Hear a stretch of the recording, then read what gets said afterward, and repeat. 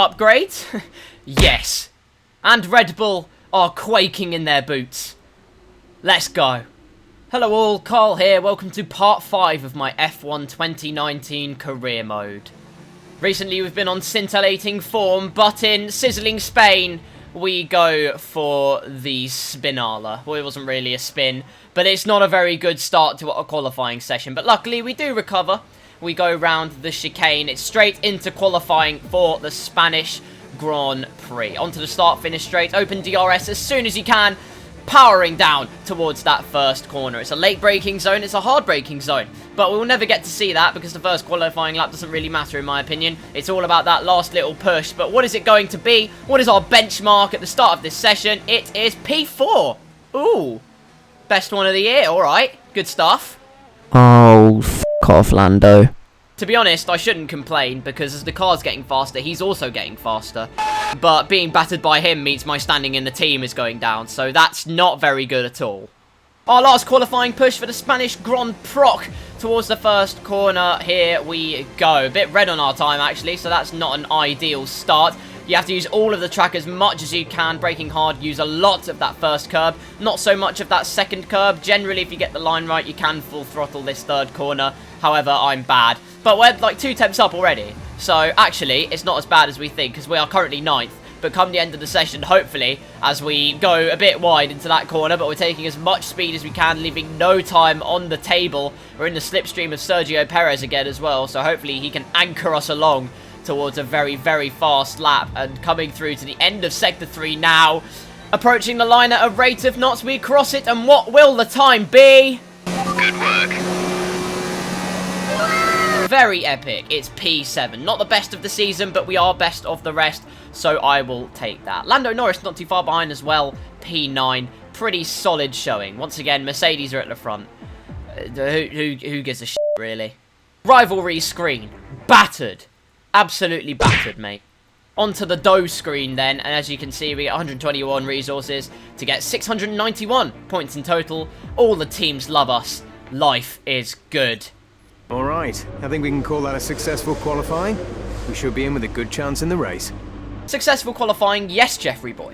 However, our gearbox is about to spontaneously combust. So, to make Monaco just that little bit more bearable the next race, we shall take a gearbox penalty. But we shall see how we do. Let's race.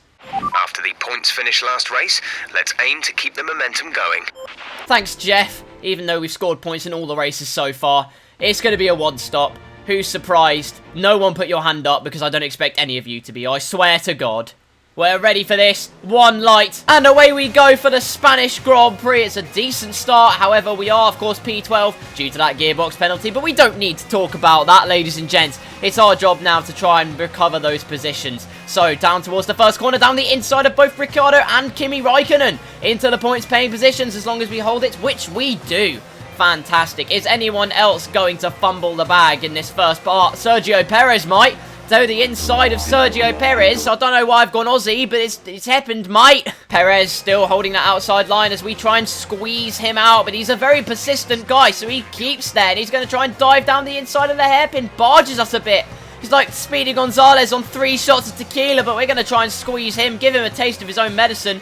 But the Tortilla himself still hanging in there until we sweep round the outside. And now let's calm down. Let's go and get Kevin Magnussen's 8th position. On to lap 2 then, and we are actually quite close to the car ahead, unlike previous episodes where we've just been nowhere. However, would it be a KarlsCars F1 2019 career mode episode without a racing point trying to muller us in a straight line as we hold up the hand of death towards him? But luckily we do hold our position, and it is now our job to ruthlessly pursue the Haas of Kevin Magnussen up ahead. And as we come on later into the lap, we are still up his gearbox for the most part. We're not directly there, of course. Like, I'm not even close at the moment. Karl, what have you seen? Your perspective is like a drowned bat. Luckily, we don't need perspective to see that indeed Kevin Magnussen will be overtaken very, very soon. His race pace isn't great, and we are going along like a stabbed rat. So in the slipstream without DRS, following him along on the straight, closer and closer. We are the last of the late breakers. Round the outside we go. I thought he was going to squeeze us, but he doesn't. He lets us have the room into turn 2, and that is P8 for the taking. Get in there, Lewis. On to lap 4 then, and as you can see, the gap to Norris is that. We're not exactly close by. Perez has overtaken Magnussen in other news, but that's not interesting. Norris is that far ahead, and that's because he's got DRS off the Red Bulls, and he's just got scintillating pace for whatever reason. He's going to become the #1 team member. I think it's just a curse to be a #1 team leader. However, maybe strategy will help us. It definitely has the past 2 races. So let's go on to the same point next lap. Right about now, onto lap number 5, and this is our pit window. Going on to the medium tyres. Hopefully it's like every other race we've done on the soft tyres starting, i.e. China probably, and I think that was the only one, whereby we got a great undercut and we just absolutely gobbled up positions left, right and centre. So coming through the last sector, sliding about a tad, locking up here and there. It's a bit disgusting, but we are going to come into the pits for an absolutely fantastic stop. Absolutely fantastic stop onto the mediums then. We are last, admittedly. However, don't read into that too much. Firstly, because It's the Williams cars ahead, and we know what their pace is like. But like I said before, undercut of dreams. That's what we're going for anyway. So we are going to cut a little bit further now onto the beginning of lap number 7. As you can see, there are a bunch of cars in the pit lane, including our teammates. And we set the best last sector of the race, and that pays massive dividends as we are ahead of our teammates. So the undercut of absolute dreams working to perfection there. And hopefully it can be the exact same story as such. As Bottas is out! Valtteri Bottas with an engine failure. So that's a free position right there. That was a bit unexpected. I don't remember that happening, actually. I've got the memory of a literal goldfish. Personal best lap of the race on lap 8. And as we can see, there is one of the Red Bulls. I believe Pierre Gasly coming out of the pit lane. It's very close between him and Charles Leclerc. So much so they are fighting side by side through the first 2 turns. And we have caught right up to the back of Pierre Gasly. And to be honest, based on the straight line speed of the Honda power unit at the moment, he could be extremely vulnerable. So this is tasty. We could legitimately overtake a Red Bull once again on track like we did in Bahrain. And as we come on to the end of lap number 8, onto lap 9, DRS wide open, and we look like we are massively far back here, but Gasly and Leclerc are going to keep on fighting, which is pretty saucy indeed. Side by side through the first corner here. Yes, it's slowing us up, but it also means we get a closer pinpoint on both of them. There's a lot to say in one fucking take, but look, at the end of the day, they're fighting away. And it's absolutely immense. They're still side by side, and somehow we've still set a green first sector. I don't know how, because it feels like we've been slowed to the pace of a London bus double-decker during the coronavirus period. But in the meantime, they're still side by side. This is a bit ridiculous now, boys. Can you please stop fighting away? They're still side by side. Guys, please, my throat is hurting now. But the throat damage that has been caused to me might well be worth it, because look at this. We're right up the diffuser of Gasly, but not anymore, as we are going to take to the outside of the hairpin. Brake late, try and go around the outside of Leclerc. He squeezes us, naughty boy. But we're up into P5. And now, can we catch Charles Leclerc right away? No. No, we can't. This next section I like to call, though, living rent-free in Charles Leclerc's slipstream. So lap 11 here, we were quite far back, but DRS wide open means we can catch right up to the back of the Monegasque driver into Sector 1. And as we go on to lap number 12, it's the exact same story. DRS wide open, not that close, but we get the slipstream and we're good. And it's the same on lap number 13. But the number 13, unlucky for some, not so unlucky for me. We are now right on the back, almost, of Charles Leclerc. Much closer than we were before, and we are going to absolutely mince him, hopefully. Coming on to lap number 14. So lap 13's been a good omen. In the slipstream we go. We're getting closer and closer and closer. He's going to defend to the inside. We'll do exactly the same to what we did to Kevin Magnussen. Round the outside, use all of the track. P4. Best result of the season so far, as long as we can keep it. And we have an angry Ferrari behind us, so that could be a very, very difficult task. So, based on the information I've just given you, it's going to be much the same story as any other time. We are a demon in the corners, which is absolutely fine. But in the straights, we are absolutely shocking, it seems. So Charles Leclerc, not that close, but on the straight, he's a flipping meat mincer, trying to go round the outside of us into turn 1, just like we did to him. We slam that door on his face, and we maintain P4 for now. On to the penultimate lap of the race then, and he really isn't that close at all, actually. However, of course, like every single other lap he's been behind us, which has just been the one, he's going to try and mince past us again. He actually almost does it, but we slam the door again, and it is basically a carbon copy of what we did last time. So that's absolutely fantastic. On to the last lap then, things are looking good for our best result of the season. However, coming into turn 1, we actually do alright. I thought we completely fluffed it, but turn 2, we definitely fluff it. Is the sizzling Spanish heat getting to us on this last lap? Is the pressure of having 2 faster cars hounding us down getting to us? Well, it might well be. Into turn 4 we go wide as well. Jesus Christ, man. Chill out, but luckily for us, we are going to keep it ahead into the hairpin, and we go wide again, locking up like a fruit bat, but it's fine. And do you know why it's fine? Because they didn't catch up. They were all shit. And as a result, Lewis Hamilton wins the Grand Prix. Good for him. Who gives the toss? Mercedes won again. For us, it's P4. Best of the season. Yes! Well done, good finish. You stepped up and achieved what we asked. Good job. So after a magnificent race, we can now see the drivers making their way to the podium. Once again, it's the Silver Arrows who take top spot. A well-earned victory for Mercedes. Get in there, Lewis. The results then are as follows. We get our best result of the season, P4. Hamilton won, but that's not surprising and or interesting, so we're not going to bother with that. But Lando Norris, what a race fella, P7, his best of the season as well, gives us a nice haul of points, and Racing Point didn't even score. Yes! So that means surely we are P4 now. About bloody time, honestly. Good day today. Let's have your take on it. You really cut your way through the field today. What was your strategy? Do you know what I did, Claire? For once, I'm going to not even lie to you. I just blew them up. I blew them up. It looked something very similar to this. It's safe to say you're smashing everyone's expectations, isn't it? I mean, that's very... Oh my god, yeah. Appreciate your time. Cheers, Claire. Into the rivalry. Yes. Resource points. It's another yes. 993 of them. And despite coming 4th place, the top 3 teams don't like us. It's just a bit salty, to be honest. Great work. That's exactly the kind of result I'm looking for. Keep it up. Thanks, Emma. On to the upgrades then. I was really struggling to think of whether to choose power or chassis, but I decided, you know what? Massive chassis upgrade for Canada. Absolutely. Let's purchase that right now. Or not, apparently, because we're still indecisive. But eventually, yes. There it is. Here are the standings then before we venture off into the glamour and glitz of Monaco. We are 6th in the driver's standings once again, and McLaren are finally 4th in the constructors. Mercedes B team have been dethroned. Fantastic then. Not much more to say. Let's continue this form into Monaco. Because of the major upgrade that we purchased, it turns out that Racing Point have actually caught up and now are the 5th fastest car. Red Bull have overtaken Ferrari to become the 2nd fastest car, but we are comfortably still in 4th. So that's all good. Qualifying time for the Monaco Grand Prix.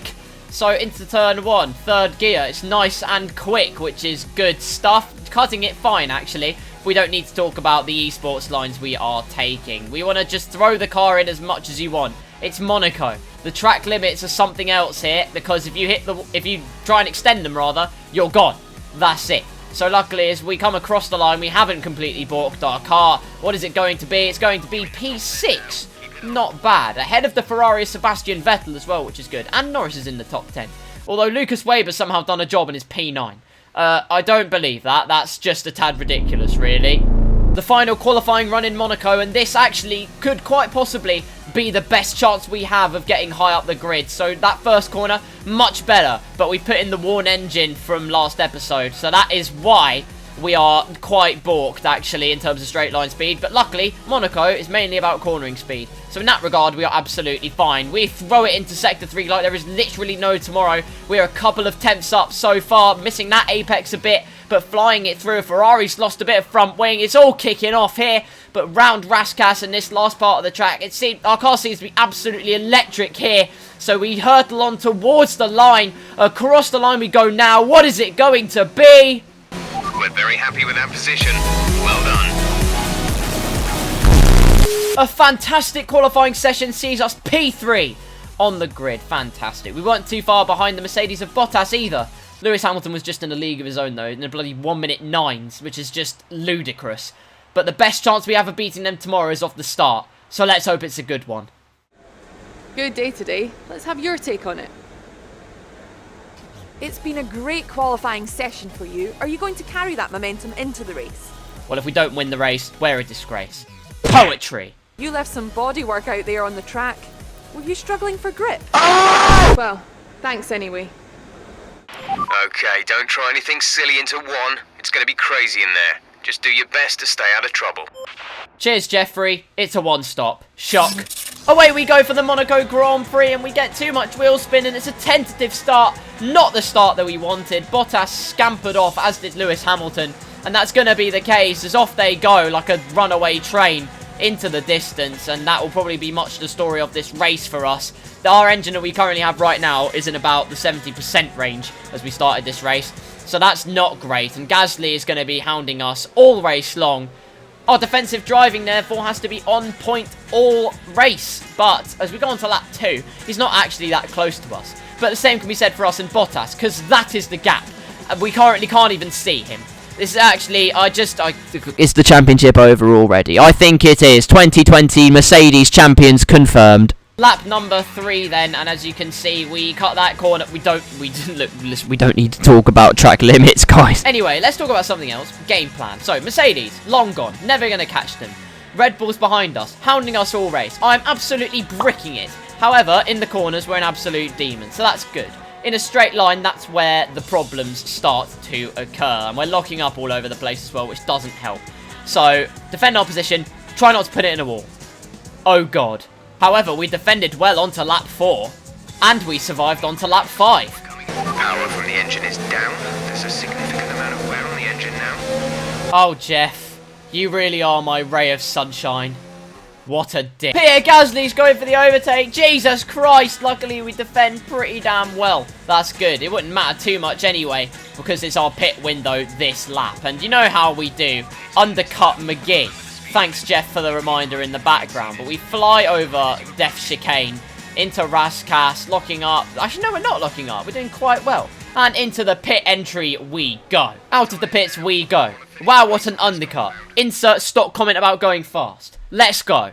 Here we are then, lap number 7. We skipped the whole lap. It was boring as hell. But our teammate is now in the pits, and so are a bunch of others. So let's see if our undercut gamble has worked. Insert stock suspense sound effect here to make it seem like I'm not going to do well. Big slide out of Raskas though, and onto the main straight we go. If you can even call it a straight, because it's a turn actually, if you look at it in that perspective. But what can you do? We are past Max Verstappen and our teammate. So that means we are actually still a net P3. That is absolutely excellent. So when all the others come in, hopefully that is the same case. Insert a stock clip about it probably maybe not working, but it actually works. Undercut of dreams. On to lap number 8 then, and we've been so quick on these new mediums that we've already caught up to the back of George Russell.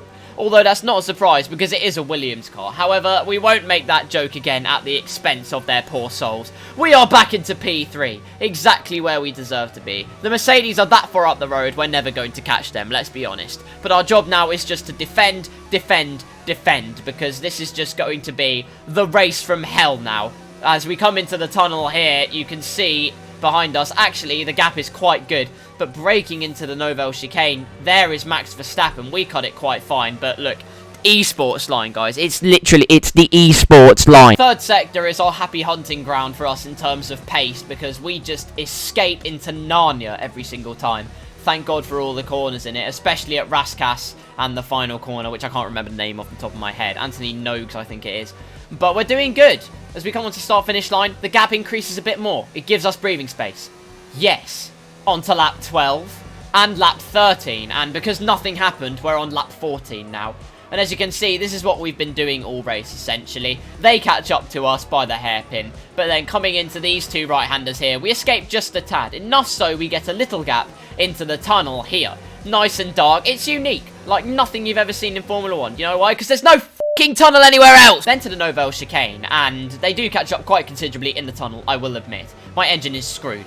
However, we're like a speeding bullet out of the Novelle chicane, so we get a considerable gap. And then Sector 3, our happy hunting ground, once again, not many straights, our car seemingly working very well in the corners. We launch it over the curves of that chicane into Raskas, one of my favourite bits on the track. The car just seems to hook up so well. Then Sebastian Vettel went out. We're on lap 16 because genuinely nothing happened on lap 15 at all. You can see him slow there. He's got an engine failure. But you'll see that little blue dot, which is Alexander Albon there, coming up towards Vettel. Suddenly in the tunnel, comes to a big halt and there's yellow flag. So he has just crashed into Vettel. And as you can see at the top, he's out on the spot as well. So both of them out of the session here at Monaco. And that's about as much banter as you'll ever get at the Monaco Grand Prix. However, there isn't much more to show. It was, as Monaco generally is, quite a boring race. That's the train we created, by the way. Choo-choo, people. Red Bull's Ferrari and my teammate hooking onto the back of it as our engine slowly decays. But onto the final lap of the Grand Prix. We're in the same situation again in the tunnel. Verstappen hounding us all the while, but we do enough to keep him behind, locking up into the chicane. But it does not matter now. We have pretty much done enough, pending that we don't hit the wall, of course, to keep our P3 and claim McLaren's first podium of the season. Hamilton wins once again. He's in imperious form recently and continues to be. But meanwhile, we come through the last two corners of a hard-fought Monaco Grand Prix to come third place and take the first podium of the season.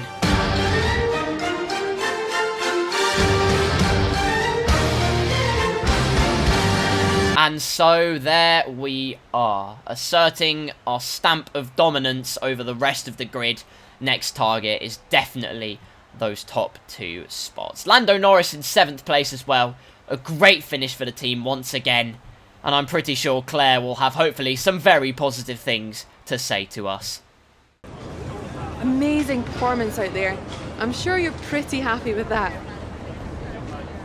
Things looked close between you and your rival for a bit. But you came out on top, didn't you? Yeah, I absolutely monched him. But he's a good driver as well, make no mistake. Do you think you were lucky not to end your race with that crash? What crash? I just came P3, are you mad? Well, thanks anyway. Despite Claire's incompetence, that's the rival we score. Absolutely battered. Resource points wise, we now have bank a grand total of 1,728 resource points to our name. And we completed the team goal. Just complete some practice programs. Nice one. Good job. Excellent result today. Finishes like that will look good on your contract reviews. On to the next one. At least Emma has some sanity in this career mode. Upgrades wise, I think it's time for some power. Purchased right here, right now. That is good. And some durability. We can't take too many grid penalties. It will affect us too badly. So it's time for a gearbox upgrade. Very nice. Good job. And that, I think, just about wraps it up. Fantastic stuff. Here are the standings, just to end the episode. We are a clear 6th place in the driver's standings, slowly hounding Max Verstappen, actually, which is quite interesting. And we're a clear 4th in the constructors as well. A bit of a scare at the beginning, but nothing to worry about. We've got some big upgrades coming in for the next episode. We've got a chassis one in the next race in Canada, and then one after for France. And that should make us very, very lethal. Thank you all ever so much for watching this episode of the F1 2019 career mode. If you did enjoy, hit that like button, slap subscribe, and smash that notification bell into the literal earth so you do not miss a single one of my future uploads. I also have social medias. Go and give them a follow. My Twitter and my Instagram are at KarlsCarsYT. The links are in the description. I post there regularly, and it is all very, very good fun.